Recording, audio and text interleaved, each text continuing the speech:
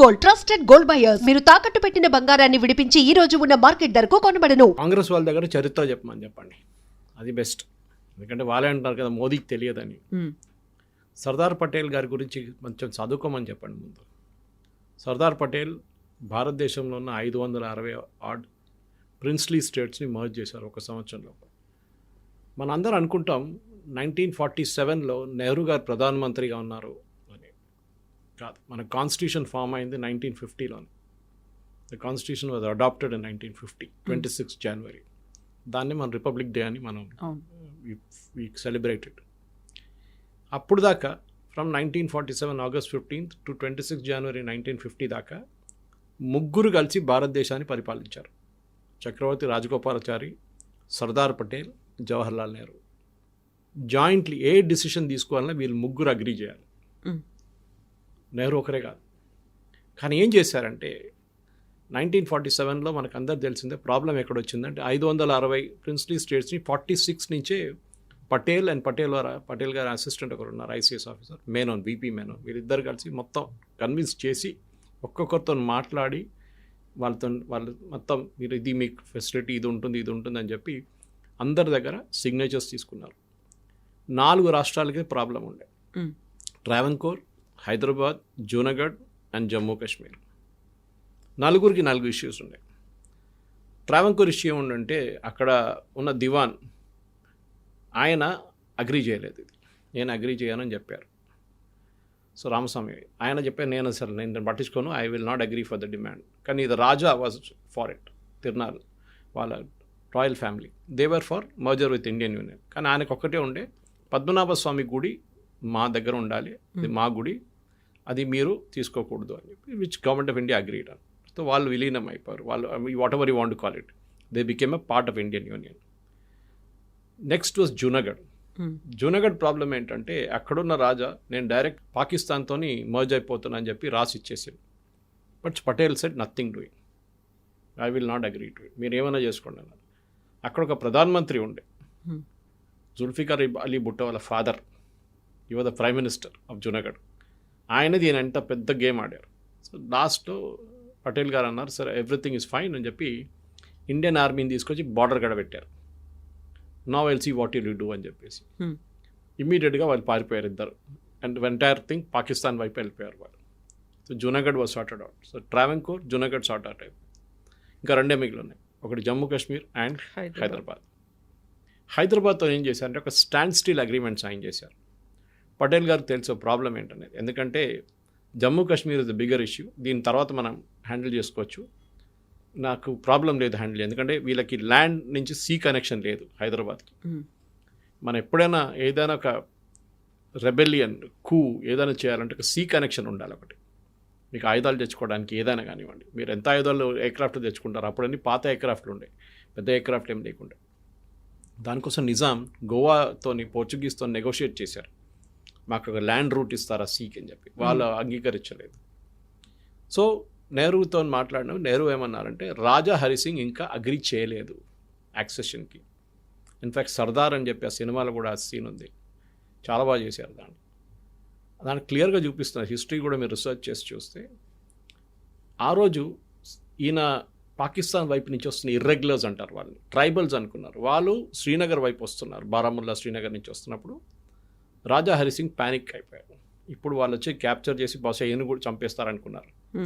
ఇమీడియట్గా వీపీ మేనోన్ని పిలిపించి సంతకం పెట్టించుకున్నారు. I forget the army general, he was also I think Thimmayya గారు ఉండేనా ఇంకెవరు ఉండే, some army general was there with them. Immediately ఢిల్లీకి వెళ్ళిపోయి VP Menon handed over the papers. దానికన్నా 2 రోజుల ముందే పటేల్ గారు ఏం చెప్పారంటే మన ఆర్మీని పంపిద్దాం, యాక్షన్ తీసుకోవడం డిఫరెంట్, మన ఆర్మీని జమ్మూ కాశ్మీర్ శ్రీనగర్ వైపు పంపిద్దాం, శ్రీనగర్ ఎయిర్పోర్ట్ ఒకసారి వాళ్ళ చేతిలో పడితే, పాకిస్తాన్ ఇర్రెగ్యులర్స్ చేతిలో పడితే మళ్ళీ మనకి జమ్మూ కాశ్మీర్ ఉండదు. కానీ అది నెహ్రూ గారు అంగీకరించలేదు. రాజగోపాల్ గారి దాని గురించి ఒపీనియన్ గురించి ఎక్కడ నాకు ఎక్కువ దొరకట్లేదు ఇన్ఫర్మేషన్, రీసెర్చ్ చేస్తే కూడా దొరకలేదు. దీనికన్నా ముందు కూడా నేను ఈ సబ్జెక్ట్ మీద మాట్లాడాను ఒకసారి. ఎందుకంటే నేను ఒక టైంలో జమ్మూ కాశ్మీర్ స్టడీ సెంటర్లో ఒక మెంబర్ ఉండే నేను. ఆ టైంలో కూడా మేము చాలా మటుకు ఆర్టికల్ 370 రివోకేషన్ కన్నా ముందు 35A డాక్యుమెంట్ కూడా పార్లమెంట్లో చాలా మటుకు మేము వెళ్ళి సర్చ్ చేసాం, లైబ్రరీ చూసాం, ఆర్కైవ్స్ చూసాం, ఎక్కడ మాకు 35A దొరకలేదు. మన ప్రేక్షకులు కూడా అర్థం చేసుకోవాలి. ఇది 2 సపరేట్ తీసుకొస్తాను తర్వాత 35 ఏంటి 370 ఏంటి అనేది. సో ఇమీడియట్గా సైన్ చేశారు. అక్కడ ప్రాబ్లం ఏముందంటే అక్కడ ఇప్పుడు నిన్న మన ఒక తెలంగాణ మంత్రి చెప్పారు, అక్కడ ప్రజలందరూ పాకిస్తాన్ కోరుకుంటున్నారు, పాకిస్తాన్లో కలపాలని కోరుకున్నారు, అందరూ ముస్లింసే ఉన్నారు. ఎక్కడ కోరుకున్నారు? ఆ మంత్రి పొన్నం ప్రభాకర్ గారి దగ్గర అడగాలి. ప్లెబిసైడ్ జరిగిందండి జమ్మూ కాశ్మీర్లో? ఎవరన్నారండి వాళ్ళు పాకిస్తాన్తో చేరుకుంటాను? ఇక్కడ రాసి ఇచ్చారా మీకు? ఎక్కడ లేదు. అజంప్షన్ అన్నమాట, వాళ్ళు ముస్లిమ్స్ కదా పాకిస్తాన్కి వెళ్తారని. ఇక్కడేమో హిందువులు హైదరాబాద్లో ముస్లిం కింగ్, అందరు ఇండియాతో కలిసిపోతారు. These are all assumption. Hindu of course Hyderabad was a part of Indian union and will be part అని చాలా అప్పుడే పటేల్ గారు చాలా క్లియర్గా చెప్పారు. కానీ స్టాండ్ స్టిల్ అగ్రిమెంట్ పెట్టుకున్నారు. అంటే మేము ఏం చేయం, మీరు కూడా ఏం చేయకండి ఇప్పుడు అని చెప్పి అప్పుడు 47లో స్టాండ్ స్టిల్ అగ్రిమెంట్ సైన్ చేశారు హైదరాబాద్తో. కానీ జమ్మూ కాశ్మీర్లో ఒక సిచ్యువేషన్ ఏమొచ్చిందంటే అది మా రాజా హరి సింగ్ అక్కడ అట్లా చెప్పుకుంటూ పోతే పొన్నం ప్రభాకర్ గారు గుర్తుపెట్టుకోవాలి, ద సేమ్ ప్లేస్ వాస్ ఒక హిందూ కింగ్డమ్ ఉండే ముందు అక్కడ. ఆదిశంకరాచార్యులు అక్కడ దాకా ఎందుకు వెళ్ళారు మీరు గుర్తుపెట్టుకోండి. కండహార్ అని చెప్పి ఆఫ్ఘనిస్తాన్లో ఒక ప్లేస్ ఉంది, కండహార్ పేరు ఎట్లా వచ్చిందండి. అట్లనే చాలా మటుకు చెప్పుకొస్తే Jammu Kashmir was a Hindu kingdom చాలా సంవత్సరాలు. కానీ దాని తర్వాత కన్వర్షన్స్ జరిగింది. ఆఫ్ఘాన్ వైపు నుంచి వచ్చిన వాళ్ళు అక్కడున్న పాపులేషన్ని కన్వర్ట్ చేశారు. చాలా మటుకు వ్యాలీలో జమ్మూ వైపు చేయలేకపోయారు వాళ్ళు. దానికోసం ఇప్పుడు కూడా Jammu is a majority Hindu part of it. So Ponnam Prabhakar గారు మాట్లాడుతున్నప్పుడు జమ్మూ కాశ్మీర్లో హిందువులు కూడా ఉండే చాలా. In fact the population of Jammu was more than Kashmir valley. కానీ అది షేక్ అబ్దుల్లా నెహ్రూ కలిసి ఆడిన ఒక గేమ్. తర్వాత wheel bring it up later. So first correction mister Ponnam Prabhakar గారు, అక్కడ ముస్లిం ప్రజలు అని ఎక్కడ లేదు, ముస్లిం మెజారిటీ అని ఎక్కడ లేదు. It was Hindu Jammu and Kashmir was Muslim. ఇప్పుడు కూడా అంతే ఉంది చూడండి మీరు. సో ఆ ఎక్స్క్యూజ్ లేదు. ఈ పటేల్ గారు చెప్పింది, పటేల్ గారు చేసిందని మోదీ గారు చెప్పింది కరెక్టే. మోదీ గారు మాట్లాడే ముందు రీసెర్చ్ చేసి మాట్లాడతారు, ఆయన అతిగా ఏదో వెళ్ళి వాగడం కాదు. సో చాలా మటుకు హిస్టరీ తెలియాలంటే అది ఈ గేమ్లో ఎట్లా రాజా హరి సింగ్ ఏం చేశారు, సంతకం ఎప్పుడు పెట్టారు, ఇండియన్ ఆర్మీని పంపించారు, మనం వాళ్ళని బారాముల్లా నుంచి తిరగొట్టి మళ్ళీ ఇంకా ముందుకెళ్ళి మనం almost we had all of that with us. కానీ నెహ్రూ ఏమో ఇప్పుడు ఆపేద్దాం, మనం ఇప్పుడు అక్కర్లేదు, we will go to United Nations అన్నారు. అన్నిటికంటే పెద్ద తప్పు పటేల్ గారు అన్నారు ఆ టైంలో, జవహర్ తుమ్ జో గల్తీ కర్ రే హో బహుత్ బడా గల్తీ హై, మీరు చేస్తున్న తప్పు చాలా పెద్ద తప్పు. జనరేషన్స్ ఇండియాలో భారతదేశంలో ఉన్న జనరేషన్ దీనికి సఫర్ అవుతారని చెప్పారు మీరు యునైటెడ్ నేషన్స్కి వెళ్ళిన దానికి. ఎందుకు మీరు యునైటెడ్ నేషన్స్కి వెళ్తున్నారు? పాకిస్తాన్కి లెజిటిమసీ ఇవ్వడానికి వెళ్తున్నారని అడిగారు పటేల్ గారు. ఇన్ఫ్యాక్ట్ సర్దార్ అనే సినిమాలో సీన్ ఉంది, ఆల్ ఇండియా రెడీకి వెళ్తున్న పటేల్ గారు బయట కూర్చొని ఉంటారు, నెహ్రూ వెళ్ళి లోపల ఆల్రెడీ అనౌన్స్ చేసేసారు we are going to United Nations. Pakistan చప్పట్లు కొట్టుకున్నారు. Of course his great grandson is also doing the same thing. Pakistan వైపు ఉన్న మన జట్లు పోయినాయి, మన ఎయిర్ ఫోర్స్ పోయింది, మన ఆర్మీ పోయింది అని చెప్పి మనోడు ఏడ్చుకుంటూ ఉంటారు రాహుల్ గాంధీ. ఎనీవే దాని తర్వాత ఆ పాకిస్తాన్ నుంచి ఇర్రెగ్యులర్స్ వాళ్ళు ఏమన్నారంటే ట్రైబల్స్ అన్నారు. వీళ్ళు ట్రైబల్స్ కాదు, వాళ్ళు రెగ్యులర్ ఆర్మీ వాళ్ళు ఉన్నారు. కార్గిల్ ఆడిన అదే గేమ్ వాళ్ళు ముందు కూడా ఆడారు, భారతదేశంలో విలీనం అయిపోయారు. అప్పుడు ఏమైందంటే షేక్ అబ్దుల్లా నెహ్రూ కలిసి గేమ్ ఆడారు. అది చాలా డర్టీ గేమ్. వాళ్ళు ఏం చెప్పారు, స్పెషల్ స్టేటస్ ఇద్దాం జమ్మూ కాశ్మీర్కి. ఎక్కడ అడగలేదు, రాజా హరి సింగ్ అడగలేదు, మనం ఇవ్వలేదు. కానీ నెహ్రూ అండ్ షేక్ అబ్దుల్లా కలిసి పటేల్ గారు సీన్ నుంచి పోయిన తర్వాత 50లో ఆఫ్టర్ పాస్ట్ అవే ఈ సీన్ తీసుకొచ్చారు.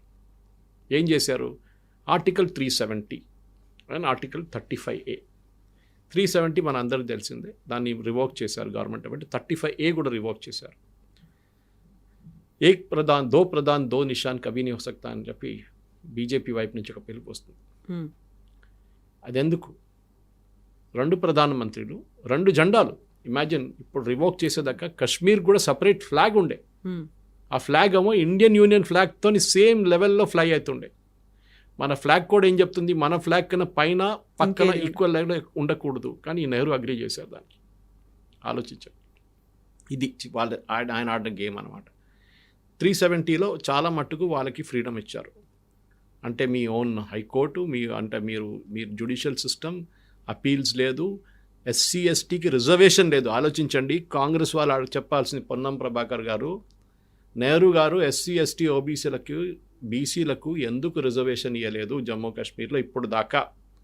370 రివోక్ అయిన తర్వాతనే వాళ్ళకి ఇదంతా వచ్చింది మొత్తం. దానికన్నా ముందు అక్కడెక్కడ బీసీ రిజర్వేషన్ ఇచ్చారు అంతే కానీ మొత్తం ఇవ్వలేదు.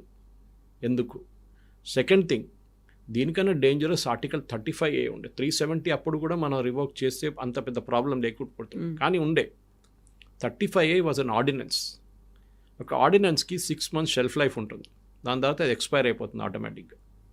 డాక్టర్ రాజేంద్ర ప్రసాద్ దగ్గర ఈ ఆర్డినెన్స్ తీసుకొని నెహ్రూ గారు వెళ్ళినప్పుడు రాజేంద్ర ప్రసాద్ గారు అడిగారంట, ఇట్స్ ఆన్ రికార్డ్, ఈ ఆర్డినెన్స్ని ఎప్పుడు మీరు పార్లమెంట్లో తీసుకెళ్ళి పాస్ చేసేస్తానని చెప్పారంట. అది ఎప్పుడు చేయలేదు. ఇన్ఫ్యాక్ట్ ఆ డాక్యుమెంట్ దొరకడానికి చాలా మాకు కష్టపడాల్సి వచ్చింది. అది ఎక్కడో దాచిపెట్టారు.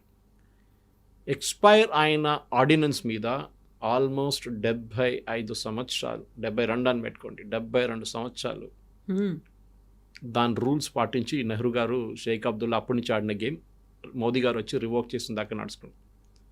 35A is a most dangerous than 370. అంటే రెండిట్లో చట్టాలు ఉన్నాయి. ఫర్ ఎగ్జాంపుల్ ఒక చట్టం నేను చెప్తాను మీకు.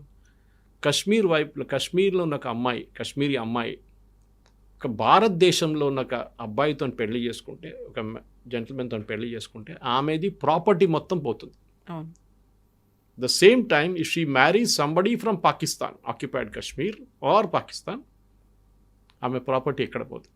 రిటైన్ అవుతుంది. అలాగే ఆలోచించండి. నెక్స్ట్ డర్టీ గేమ్ ఆడింది ఆర్డినెన్స్తో లేదు, కనెక్షన్ లేదు. కానీ వీళ్ళే నెహ్రూ ఏం చెప్పారంటే, షేక్ అబ్దుల్లా డిమాండ్ ఉండే ఎప్పుడు కశ్మీర్లో, జమ్మూ కాశ్మీర్లో ముస్లిం ముఖ్యమంత్రి ఉండాలి. ఫస్ట్ ప్రధానమంత్రి అని చెప్పారు. దాని తర్వాత సర్దార్ పటేల్ వీళ్ళందరూ, దానికన్నా ముందే ప్రాబ్లం ఉండే, ప్రధానమంత్రి కావాలని చెప్పి సర్దార్ పటేల్ వెళ్ళిన తర్వాత కూడా చాలా మటుకు అబ్జెక్ట్ చేశారు క్యాబినెట్లో ఉన్న వాళ్ళు. నెహ్రూతో చెప్పారు ప్రధానమంత్రి విల్ నాట్ బి అలౌడ్, భారతదేశానికి ఒకటే ప్రధానమంత్రి ఉంటారు, జమ్మూ కాశ్మీర్కి సెపరేట్ ప్రధానమంత్రి ఇవ్వలేమని చెప్తే చీఫ్ మినిస్టర్ అని చేశారు. ఎప్పుడు ముస్లిం చీఫ్ మినిస్టర్ ఉండాలి కంపల్సరీ అని చెప్పారు షేక్ అబ్దుల్లా. దానికి ఏం చేయాలి? ఇప్పుడు జమ్మూ కాశ్మీర్లో కశ్మీర్ వ్యాలీలో ఉన్న సీట్స్ పెంచేశారు. ఆలోచించండి, కశ్మీర్ వ్యాలీలో ఉన్న సీట్లు పెంచారు. ముస్లిమ్స్ తక్కువ ఉన్నా కానీ పాపులేషన్ ఎక్కువ చూపించి సీట్లు ఎక్కించేశారు. అదే టైంలో మెజారిటీ హిందూ ఉన్న జమ్మూలో సీట్లు తగ్గించేశారు. సో ఇప్పుడు కూడా అదే నడుస్తుంది చూడండి. ఇప్పుడు కొంచెం పాపులేషన్ వాళ్ళది ఎక్కువైంది, ఎందుకంటే పాపులేషన్ గ్రోత్ హిందువుల్లో ఎప్పుడు తక్కువనే ఉంటుంది, ముస్లిమ్స్లో ఎప్పుడు ఎక్కువనే ఉంటుంది వాళ్ళది. ఇప్పుడు మీరు హైదరాబాద్ చూడండి, మీరు మలప్పురం చూడండి, మీరు కిషన్గంజ్ చూడండి, మీరు వెస్ట్ బెంగాల్ చూడండి. వెస్ట్ బెంగాల్లో మీరు చూసుంటారు, ఆ రోజు డేటా వచ్చింది కదా ఎలక్షన్ కమిషన్ది. వెస్ట్ బెంగాల్ డెకెడల్ పాపులేషన్ అంటే 10 సంవత్సరాల రైజ్ ఇన్ పాపులేషన్ ఇస్ 16%. కానీ అక్కడున్న ఓటర్ బేస్ 86% పెరిగింది. 16% మంది పుట్టారు, కానీ 86% మందికి ఓటర్ ఐడి కార్డులు ఉన్నాయంట. న్యాచురలీ ఆ 60-70% బయట నుంచి వచ్చారు. అది చాలా క్లియర్ అన్నమాట. దానికి భయపడుతుంది. Anyway, that is not a matter of this subject of the debate. Population demography అనేది బాగా మారుతూ వచ్చింది. దానికి తగ్గట్టుగానే అక్కడ ఉన్నటువంటి వసతులు కావచ్చు, ఇవ్వాల్సినటువంటి ఫెసిలిటీస్, ఇవన్నీ కూడా మారుతూ ఉంటాయి కదా. డెఫినెట్గా. ఎందుకంటే మన్మోహన్ సింగ్ గారు ఒకసారి చెప్పారు, Muslims have the first right on the resources of India అని. అంటే ముస్లిమ్స్కి ఫస్ట్ ప్రయారిటీ ఉంది రిసోర్సెస్ కోసం, హిందువులకు కాదు అని మన్మోహన్ సింగ్ గారు ఒక స్టేట్మెంట్ ఇచ్చారు ప్రధానమంత్రిగా ఉన్నప్పుడు. ఆ ఏ కాంటెక్స్ట్ ఇచ్చారు మన అందరికి తెలిసింది, ఓట్ల కోసం. అజరుద్దీన్ని క్యాబినెట్ చేర్చింది అందరికి తెలిసింది. ఇన్ని రోజులు అజరుద్దీన్ గుర్తులేని అజరుద్దీన్ ఇప్పుడు ఎట్లా గుర్తొచ్చారండి మీకు ఎలక్షన్ కన్నా కొన్ని రోజుల ముందు? ఎందుకంటే అక్కడ ముస్లిం ఓట్లు రావాలి జూబ్లీహిల్స్, రావట్లేదు అని తెలిసిపోయినప్పుడు ఇమ్మీడియట్గా అజరుద్దీన్ని క్యాబినెట్లో తీసుకున్నారు. It is not that he will do anything, ఆయన అక్కడ పోటీ చేసి ఓడిపోయిన క్యాండిడేట్ ఆయన. సో జమ్మూ కాశ్మీర్లో జరిగింది ఇది. సో పొన్నం ప్రభాకర్ గారు చెప్పేటప్పుడు హిస్టరీ ఒకసారి చదువుకోమని చెప్పండి, చాలా clear. There are books on Sardar Patel, research material ఉంది. ఏం కాకపోతే ఆయన కెవాడియాకి వెళ్ళమని చెప్పండి, నేను మోదీ గారు వెళ్ళారు చూడండి, అక్కడికి వెళ్ళమని చెప్పండి. I have gone there. Beautiful museum ఉంది దాని కింద, మెయిన్ స్టాచ్యూ కిందనే, చాలా పెద్దది. దాంట్లో డీటెయిల్డ్ హిస్టరీ ఉంది. మీకు అక్కడ నిలబడేది మొత్తం చూడాలంటే మీకు ఒక 5-6 గంటలు పడుతుంది. But Weaver on a conducted tours, మాకు ఎక్కువ టైం దొరకలేదు మాకు. సో దాని తర్వాత సౌండ్ అండ్ లైట్ షో ఉండే, అదంతా ఉండే అన్నమాట. Because we had gone as guest of Gujarat government ఆ టైంలో. సో మనం అర్థం చేసుకోవాలంటే హిస్టరీని ట్విస్ట్ చేసి చెప్పడం కాదు. మోదీ గారు చెప్పిన దానికి మీరు జవాబు ఇవ్వండి.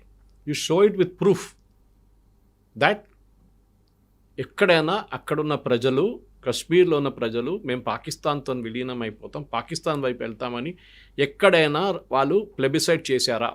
In fact we argued against plebiscite. Plebiscite అంటే ఒక ఓటింగ్, మీరు ఇటువైపా అటువైపా అని, అంతే. 2 క్వశ్చన్లే ఉంటుంది. Do you want merge with Pakistan, do you want merge with India? అది చేస్తామని చెప్పి మనం కూడా నెహ్రూ గారు వెళ్ళి అష్యూరెన్స్ ఇచ్చారు. ఆలోచించండి, నెహ్రూ గారు వెళ్ళి అష్యూరెన్స్ ఇచ్చారు పాకిస్తాన్కి, యునైటెడ్ నేషన్స్ కూడా వెళ్ళి అష్యూరెన్స్ ఇచ్చారు, మేము ప్లెబిసైట్ కండక్ట్ చేస్తాం జమ్మూ కాశ్మీర్లో, ప్రజలు ఏం కోరుకుంటాం మేము అదే చేస్తాం. అక్కడ ప్రజలు మేము పాకిస్తాన్ చేరిపోతామంటే ఏం చేస్తుండే అప్పుడు? మెజారిటీ ఎవరు ఉన్నారు అక్కడ? కానీ పటేల్ గారు వీళ్ళందరూ దానికన్నా ముందు, పటేల్ గారు లేరు అనుకోండి, పటేల్ గారి కన్నా ముందు తర్వాత వచ్చిన క్యాబినెట్లో ఉన్న వాళ్ళు కండిషన్ పెట్టారు దాంట్లో, ప్రొవైడెడ్ పాకిస్తాన్ వెకేట్స్ పాకిస్తాన్ ఆక్యుపైడ్ కాశ్మీర్. అంటే పాకిస్తాన్ ఆక్యుపైడ్ కాశ్మీర్ నుంచి బయటకు వెళ్తే మొత్తం పాకిస్తాన్ ఆక్యుపైడ్ కాశ్మీర్ అండ్ ఇప్పుడున్న కాశ్మీర్ 2 కలిపి ఒక ప్లెబిసైడ్ చేద్దాం. ఆ టైంలో మీకు గుర్తుంటుంది, Ladakh was also a part of Jammu Kashmir. Ladakh population చాలా తక్కువ, దాంట్లో హాఫ్ ఏ బుద్ధిస్ట్ పాపులేషన్ ఉంది. ఐ థింక్ 160,000 ఉన్నాయి, దాంట్లో 80,000 బుద్ధిస్ట్ ఉంటారు, మిగతా 80,000 ఇప్పుడు ఉన్నది కార్గిల్ వైపున షియా ముస్లిమ్స్. హిస్టరీ తెలుసుకోవాలంటే ఏం అక్కర్లేదు, చాలా మెటీరియల్ ఉంది. పొన్నం ప్రభాకర్ గారు చదవండి, మోదీ గారు చెప్పింది 100% కరెక్ట్, దాంట్లో తప్పెక్కర్లేదు. 2-3 మిస్టెప్స్ చేశారు. అదే రోజు ఫస్ట్ డేనే ఇండియన్ ఆర్మీని పంపిస్తే మనం చాలా మట్టుకు ఇప్పుడున్న పాకిస్తాన్ ఆక్యుపైడ్ కాశ్మీర్ కూడా మన దగ్గర ఉంటుండే. అది నెహ్రూ గారు చేసిన తప్పు, దానికి డిబేటబుల్ పాయింట్, ఎందుకంటే రాజా హరి సింగ్ సైన్ చేయలేదు అని చెప్పి పోస్ట్పోన్ చేశారు. ఫస్ట్ అబ్జెక్ట్ చేసిన మనిషి పటేల్ గారే, ఈవెన్ రాజగోపాల్చారి కూడా అబ్జెక్ట్ చేశారు. కానీ సరే మనం వెయిట్ చేద్దాం, ఇంకా 2 రోజుల తర్వాత సైన్ చేస్తా అన్నారు కదా, చూద్దామని చెప్పి అప్పుడు దాకా పాకిస్తాన్ వాళ్ళు వచ్చేసారు మన వైపు. I told you the rest of the history about that. కానీ ఇది ఇప్పుడు కూడా కాదు, అన్నిట్లో కూడా వీళ్ళు పటేల్ గారు రోల్ హైదరాబాద్ గురించి చెప్తున్నప్పుడు కూడా ఇప్పుడు కూడా చూడండి, ఓవైసీ కూడా చెప్తున్నారు, సుందర్లాల్ కమిషన్ ఏదో కమిషన్ పెట్టారు, దాని తర్వాత ముస్లిమ్స్ ఎక్కువ చనిపోయారంట. ఇది రజాకార్ మీద చేసిన దాడిని పోలీస్ యాక్షన్ అని మనం పిలిచాం, ఎందుకంటే ఇంటర్నేషనల్ లెవెల్లో మన ఒక ఆర్మీని పంపిస్తే హైదరాబాద్ లోపలికి, అప్పుడున్న హైదరాబాద్ స్టేట్ లోపలికి, అది ఒక పెద్ద ప్రాబ్లం అయిపోతుంది డిప్లొమాటిక్లీ. సో పటేల్ గారు ఒక స్మార్ట్ మూవ్లో ఏం చేశారంటే దాన్ని పోలీస్ యాక్షన్ అని పిలిచారు, పంపించింది ఆర్మీనే. మనందరూ తెలుసు, రంజిత్ సింగ్ జీ ఆయన overall command, general J N Chaudhuri was the one to surrender. ఇక్కడ బెజవాడ వైపు నుంచి, మెడ్రాస్ వైపు నుంచి, సోలాపూర్ వైపు నుంచి అండ్ నార్త్ ఆఫ్ హైదరాబాద్ నుంచి వచ్చారు ట్రూప్స్ అంతా, మెడ్రాస్ వైపు నుంచి కూడా వచ్చారు. 5 Rudra I think was general Rudra was leading 1 platoon, major Rudra, and ఇంకోవైపు నాకు గుర్తు 2 ఉన్నారు సపరేట్ మేజర్ జనరల్స్ ఉన్నారు, వాళ్ళు లీడ్ చేశారు. But general J N Chaudhuri surrender తీసుకున్నారు పరేడ్ గ్రౌండ్లో September 17, 1948కి. కానీ హిస్టరీ గురించి మాట్లాడుతున్నప్పుడు మోదీ గారు ఆ రోజు చెప్పిన దానికి సర్దార్ పటేల్ కాంట్రిబ్యూషన్ గురించి మాట్లాడుతున్నారు. పటేల్ గారు లేకుంటుండే భారతదేశం ఇప్పుడు ఒక 560 ముక్కలై ఒక సపరేట్ ప్రధానమంత్రి ఉంటుండే, ఒక యూనిటీ లేకుండా ఉండే. మన శ్రీనగర్ కాలనీ ఒక సపరేట్ ప్రధానమంత్రి ఉంటుండే. శ్రీనగర్ కాలనీకి ఎగ్జాంపుల్ ఇస్తున్నాను మీకు, అంత చిన్న రీజన్స్ ఉండే అనమాట. 10 కిలోమీటర్లు స్క్వేర్ మీటర్, 10 స్క్వేర్ కిలోమీటర్లు, 20 స్క్వేర్ కిలోమీటర్లకు ఒక రాజా. దండయాత్రలు ఉండేది, గొడవలు ఉండేది. ఇప్పుడు ఆలోచించండి, మీకు ఎగ్జాంపుల్ ఇవ్వాలంటే జర్మనీ తీసుకోండి. బిస్మార్క్ ఆ టైంలో జర్మనీని జర్మనీ చేయడానికి ఎంత కష్టపడ్డారు వాళ్ళు. ఒకటే రిలీజియన్ అండ్ మోస్ట్లీ 1 డైలెక్ట్. మన దగ్గర ఎన్ని రిలీజియన్స్ ఉండే, ఎన్ని డైలెక్ట్స్ ఉందో ఆలోచించండి, ఎంత లాంగ్వేజెస్ ఉన్నాయి, దాని డైలెక్ట్స్ ఎంత, దీన్ని కలిపారు. Italy had the same problem, చాలా టైం తీసుకున్నారు వాళ్ళు. And here Patel and Menon ఇద్దరు కలిసి 1 సంవత్సరం లోపలే మొత్తం కంప్లీట్ చేశారు. ఆయన క్రెడిట్ ఇవ్వకుండా ఈ నెహ్రూ గారు క్రెడిట్ ఇవ్వడం ఏంటండి? మన అందరు తెలిసింది, ఆ రోజు కాంగ్రెస్ వర్కింగ్ కమిటీలో దానికన్నా ముందు జరిగిన ఓటింగ్లో 1947 కన్నా ముందు జరిగిన ఓటింగ్లో ఎవరు ప్రధానమంత్రి కావాలని చెప్పి చాలా క్లియర్గా పటేల్ గారికి ఓట్లు వచ్చినాయని, నెహ్రూ గారికి రాలేదు.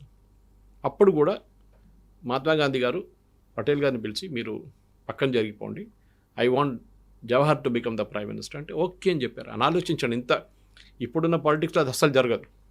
ఆ టైంలో హీ వాజ్ సో మెగ్నానిమస్, సరే దేశేదం కోసం మీరు చెప్తున్నారు కదా నేను పక్కన జరిగిపోతాను. దానికన్నా ముందు కూడా ఉండే, మీకు గుర్తుంటుంది కవిత గారు, the problem was with Subhash Chandra Bose. Subhash Chandra Bose Congress నుంచి బయటికి ఎందుకు వెళ్ళారంటే మీకు గుర్తుంటుంది, I think it was the Tripura కాంగ్రెస్లో పట్టాభి సీతారామయ్య గారు క్యాండిడేట్గా పోటీ చేస్తున్నారు అగేన్స్ట్ సుభాష్ చంద్రబోస్. పట్టాభి సీతారామయ్య గారు ఏమో గాంధీ గారి క్యాండిడేట్. అండ్ గాంధీ గారు పిలిచి చెప్పారంట సుభాష్ చంద్రబోస్కి, on record, this is also there in his memories, నేను ఇది పట్టాభి సీతారామయ్య నా క్యాండిడేట్ చేస్తున్నాను, నేను సపోర్ట్ చేస్తున్నా, ఆయన ఓడిపోతే నేను ఓడిపోయినట్లా. సుభాష్ చంద్రబోస్ గెలిచారు. కలిసి ఏం చేస్తే మొత్తం కాంగ్రెస్ వర్కింగ్ కమిటీలో ఉన్న అందరు కలిసి ఆయన వ్యతిరేకంగా గాంధీ ఒక క్యాంపెయిన్ నడిపించారు. సుభాష్ చంద్రబోస్ ఆ నెక్స్ట్ డే రాజీనామా చేసి కాంగ్రెస్ ఇడిచేసి ఫార్వర్డ్ బ్లాక్ అనే పార్టీ పెట్టుకున్నారు. సో ఇది అంబేద్కర్ గారితో జరిగింది. Ambedkar was never in Congress by the way, ఆయన ఎప్పుడు కాంగ్రెస్ పార్టీలో లేకుండా. కానీ నెహ్రూ క్యాబినెట్ నుంచి రిజైన్ చేసిపోయారు. దాని తర్వాత 2 సార్లు లోక్సభకి పోటీ చేశారు అంబేద్కర్ గారు, మీకు గుర్తుంటుంది. ఒకసారి అవుటర్ ముంబై నుంచి, ఇంకోసారి తానే వైపు నుంచి, ఎక్కడి నుంచో 2 సార్లు గెలవలేదు, ఓడిపోయారు. 2 సార్లు ఓడిపోయారు. 2 సార్లు ఓడించింది నెహ్రూ. పర్సనల్ ఇంట్రెస్ట్ తీసుకున్నారు. సెకండ్ టైం పాపం ఆయన సెక్రటరీగా ఉన్న, ఆయన పర్సనల్ అసిస్టెంట్గా ఉన్న ఒక మనిషిని తీసుకొచ్చి కాంగ్రెస్ క్యాండిడేట్గా పెట్టారు అంబేద్కర్ గారు. ఆలోచించండి ఎంత hurt he would have felt. గెలవకూడదు అంబేద్కర్, ఏ పరిస్థితుల్లో కూడా లోక్సభకి రాకూడదు అని చెప్పి నెహ్రూది ఒక ఏం చెప్తారు, he had very very strong opinion about. దానికోసం పర్సనలీ క్యాంపెయిన్ చేసి అంబేద్కర్ గారిని ఓడించిన మనిషి నెహ్రూ. కాంగ్రెస్ వాళ్ళు ఇక్కడ వెళ్ళి అంబేద్కర్ గారి స్టాచ్యూ మీద దండలు వేసే టైంలో ఇది గుర్తుపెట్టుకోవాలి. And he told very clearly, Nehru చెప్పారు క్యాబినెట్ నుంచి రిజైన్ చేస్తున్నారు, ముఖం మీద పడేసి వెళ్ళిపోయారు పేపర్లు, ఐఎమ్ రిజైనింగ్. ఆ హిందూ కోడ్ గురించి ఉంటే that's a different debate all together, ఆ బిల్ గురించి. But he had a very strong opinion. అది చాలా క్లియర్. కానీ ఇప్పుడు ఏం చెప్తారు, బీజేపీ వాళ్ళు అంబేద్కర్ గారిని ఇన్సల్ట్ చేస్తారంటారు. Sir I have no debate, వాళ్ళు బీజేపీ క్యాండిడేట్, బీజేపీ రిప్రజెంటేటివ్ని పిలిపించుకొని మీరు డిబేట్ చేసుకోవచ్చు వాళ్ళు. కానీ హిస్టరీ నుంచి కోట్ చేసేటప్పుడు హిస్టరీ కోట్ చేయాలి. మన ఏదో ఆర్గనైజ్డ్ హిస్టరీ కాదు కోట్ చేసేది. లెఫ్ట్ ఇస్ రొమిలా తాపారి, ఇర్ఫాన్ హబీబ్ రాసిన హిస్టరీ కాదు మన హిస్టరీ. ఆ నిజమైన హిస్టరీ ఇప్పుడు బయటకు వస్తుంది. ఆ హిస్టరీలో కూడా మీరు రీసెర్చ్ చేస్తే చాలా మట్టుకు, ఎస్పెషల్లీ సుభాష్ చంద్రబోస్ మీద చాలా ఉన్నాయి మెటీరియల్, పటేల్ గారి మీద చాలా మెటీరియల్ ఉన్నాయి. ఇన్ఫ్యాక్ట్ పటేల్ గారు డిప్రెషన్లో వెళ్ళిపోయి ఆయన హెల్త్ ఇంత పాడిపోయి లాస్ట్ చనిపోయారు. ఆయన ఈ would stayed on for another 5-6 years easily. కానీ ఈ నెహ్రూ చేసిన కుట్రతోనే, ఆయన చేసిన క్యాంపెయిన్ కన్సిస్టెంట్గా పటేల్ గారిని కిందకి దింపడానికి ట్రై చేస్తున్న మనిషి తానే. పటేల్ గారు లాస్ట్లో ఈ అటు కంప్లీట్గా బెడ్ రిడన్ అయిపోయారు. దాని తర్వాత హీ వెంట అవి. పటేల్ గారు పోయిన తర్వాత కూడా ఆమె వాళ్ళ కూతుర్ని చూసుకోలేదు గవర్నమెంట్ ఆఫ్ ఇండియా, అస్సలు పట్టించుకోలేదు. భారతరత్న ఎప్పుడు ఇచ్చారండి ఆయనకి, ఆలోచించండి. వీళ్ళందరూ వాళ్ళకి ఇచ్చుకున్నారు భారతరత్న. నెహ్రూ ఉన్నప్పుడు నెహ్రూకి ఇచ్చుకున్నారు భారతరత్న. ఇందిరాగాంధీ ఉన్నప్పుడు ఇందిరాగాంధీకి ఇచ్చుకుంది. రాజీవ్ గాంధీ పోయిన తర్వాత ఇచ్చారు. పటేల్ గారికి ఎన్ని సంవత్సరాల తర్వాత, పటేల్ గారికి 49లో రావాలండి, 50లో రావాలండి. సరే రిపబ్లిక్ వచ్చిన తర్వాత ఇద్దామంటే why it was Bharat Ratna not given. ఆయనకి ఎందుకు ఇవ్వలేదు? ఇది ప్రాబ్లం. సో మన హిస్టరీలో కూడా కరెక్ట్ చేసేటప్పుడు పొన్నం ప్రభాకర్ గారు కానీ ఎవరైనా కానీ, and I'm ready to SIT with him across the table. ఒక న్యూట్రల్, ఒక ఏం చెప్తారు, ఒక డిబేట్, ఒక పర్సన్ తీసుకొచ్చి న్యూట్రల్ ప్లాట్ఫామ్ మీద I'm ready to debate him point to point, fact to fact. ఏం జరిగింది అప్పుడు పటేల్ గారికి, నెహ్రూ గారికి ఏం జరిగింది, పటేల్ గారికి, అంబేద్కర్ గారికి ఏం జరిగింది అందరితో. ఎందుకంటే సి ఇట్ ఈస్ న్యాచురల్. చాలామంది అన్నారు పటేల్ గారిని బీజేపీ హైజాక్ చేసుకొని తీసుకెళ్ళిపోయారని. బిఫోర్ దట్ బోస్ గారిని హైజాక్ చేసుకొని తీసుకెళ్ళిపోయారు. బోస్ గారి స్టాచ్యూ ఎందుకు పెట్టలేదండి ఢిల్లీలో, కర్తవ్య పట్ల? దానికన్నా ముందు నెహ్రూ గారు వచ్చి చేశారా? చేయలేదు కదా. మోదీ గారు చేశారు తర్వాత కర్తవ్య పథ్లో సుభాష్ చంద్రబోస్ స్టాచ్యూ. ఇప్పుడు హైదరాబాద్లో మీద అడుగుతున్నానండి, సర్దార్ పటేల్ గారి స్టాచ్యూ ఎక్కడ ఉందని చెప్పండి కవిత గారు. ఇందిరాగాంధీ అంటే మీరు చెప్తారు అక్కడ ఇక్కడ. నెహ్రూ అంటే నెహ్రూ కూడా చెప్తారు అక్కడ ఇక్కడ చాలా చోట్ల. సర్దార్ పటేల్ గారి స్టాచ్యూ ఎక్కడుంది? ఉండే ఒకటి మేజర్ స్టాచ్యూ ఉన్నది మన సికింద్రాబాద్ స్టేషన్ దగ్గర. అంత నెగ్లెక్ట్ అన్నమాట.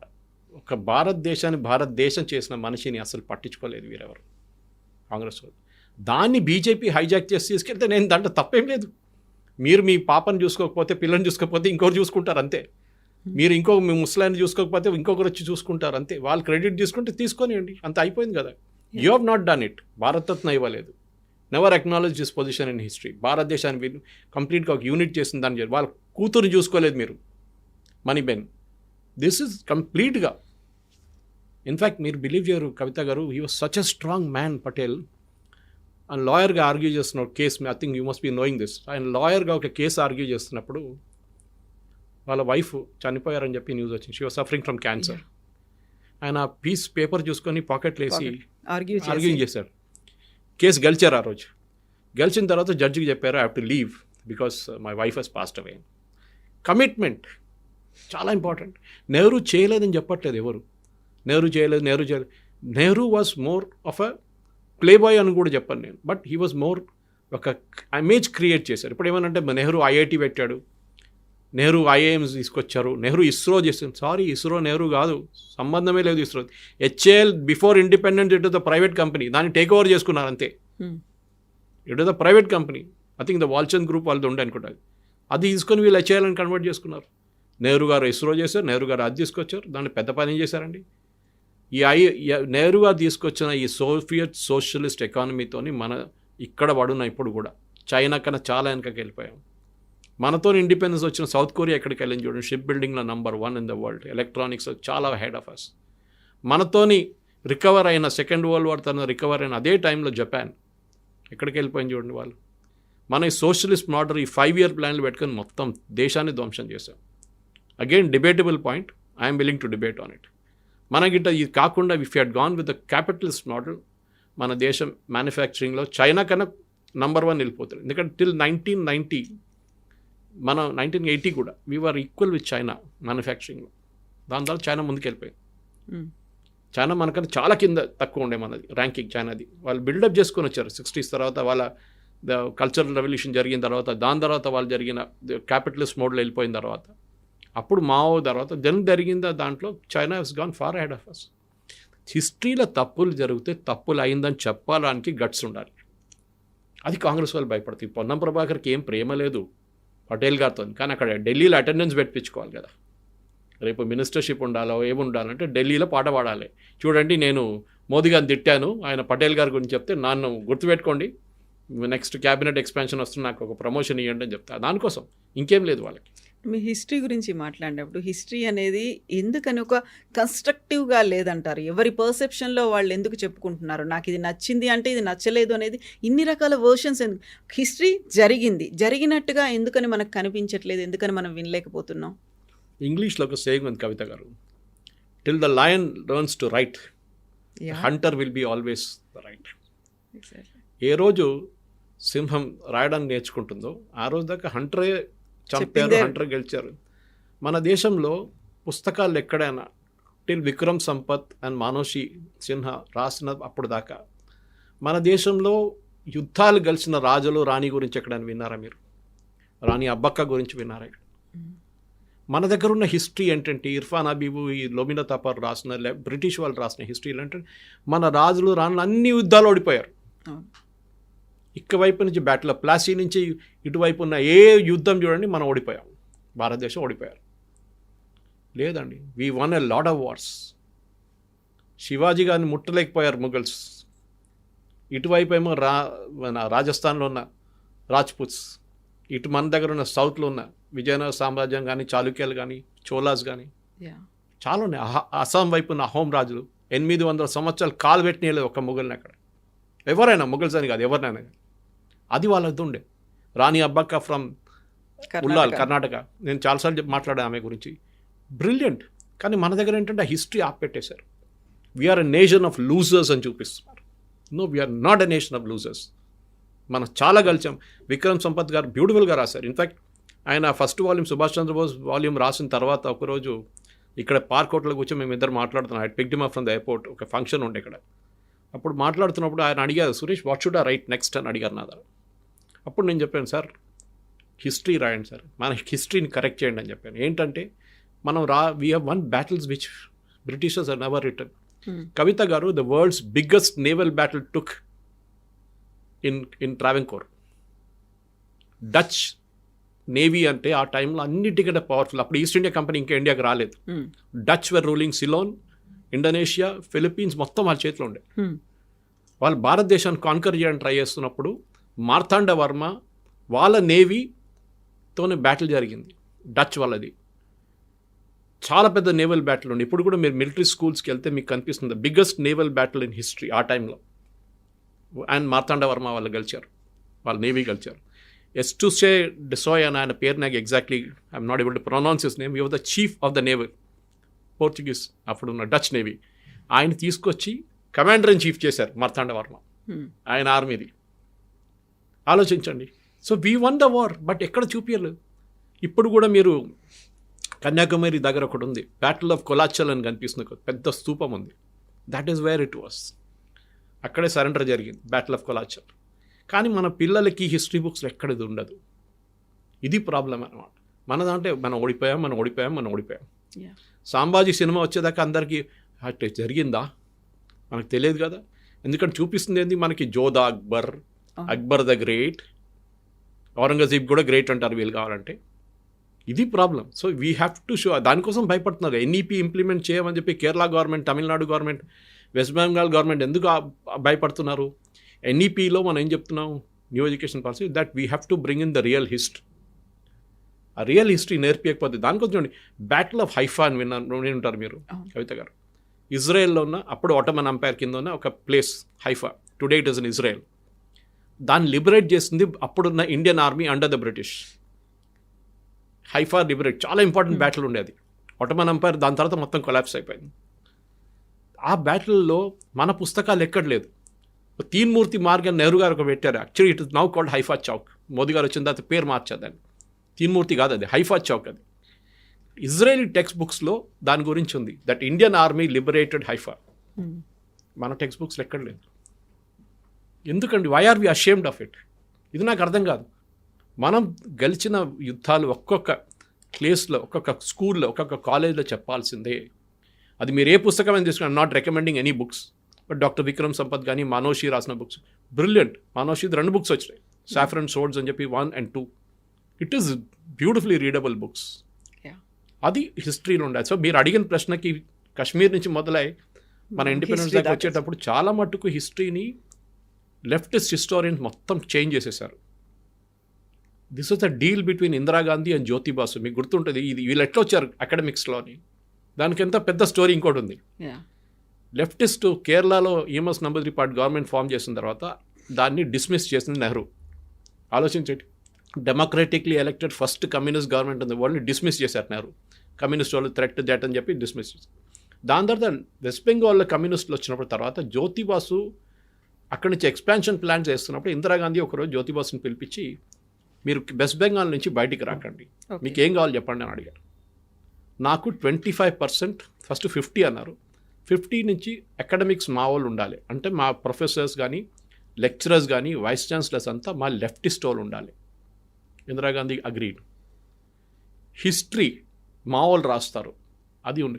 ఎందుకంటే ఒకసారి మీరు చిన్న పిల్లల బ్రెయిన్లో మీరు you are a nation of losers అని చెప్తే వాళ్ళు కూడా మొత్తం సైక్ అయిపోతారు.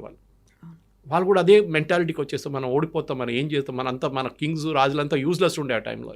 కాదండి, they were brilliantly Brave. So ఈ జ్యోతిబాసు ఇందిరాగాంధీ కల్చర్ గేమ్ అంటే అది పెద్ద నేను మాట్లాడుకుంటే ఇంకో ½ అవర్ పోతుంది దానికి. ఆ టైం నుంచి హిస్టోరియన్స్ ఇప్పుడు కూడా చూడండి, జేఎన్యూ లాంటి ప్లేస్లో, జాదవ్పూర్ యూనివర్సిటీ లాంటి ప్లేస్లో, మన దగ్గర హెచ్సియూలో కూడా ఉండే ముందు, ఇప్పుడు అక్కడ అయిపోయింది, ఎఫ్లూలో ఉండే మన దగ్గర చాలా యూనివర్సిటీస్ చూడండి leftist. Even private universities, Azeem Premji university లాంటి యూనివర్సిటీలో, టిస్ట్ లాంటి ప్లేస్లో.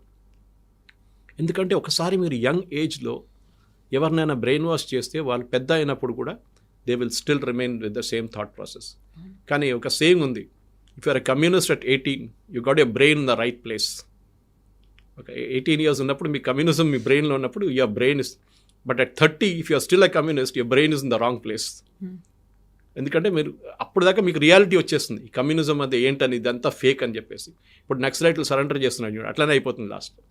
సో దానికోసం యూ షుడ్ ఎన్ష్యూర్ మన పిల్లలకి జమ్మూ కాశ్మీర్ హిస్టరీ ఒకటే కాదు, పొన్నం ప్రభాకర్ చెప్పిన హిస్టరీ కాదు, మోదీ గారు చెప్పిన హిస్టరీ కూడా చెప్పక్కర్లేదు. ఐఎమ్ నాట్ సెయింగ్ మోదీ గారు చెప్పింది అంత కరెక్ట్ అని. You deduce from the historical material on hand. దాన్ని బట్టి డిబేట్ చేయండి, ఓపెన్ డిబేట్, కొట్లాడడం కాదు, ఓపెన్ డిబేట్ చేయండి. నేను చెప్పాను కదా, I also come in SIT ఎక్కడైనా కానివ్వండి. హిస్టరీ నేర్పించాలి పిల్లలకి, and right history of Bharat, అది చాలా ఇంపార్టెంట్. సాయి దీపక్ గారు చాలా మంచి పుస్తకాలు రాశారు, ఇండియా దట్ ఈస్ భారత్ అని చెప్పేసి. దట్ ఈస్ బ్రిలియంట్ బుక్స్ ఆయన రాసిన బుక్స్ అంతా.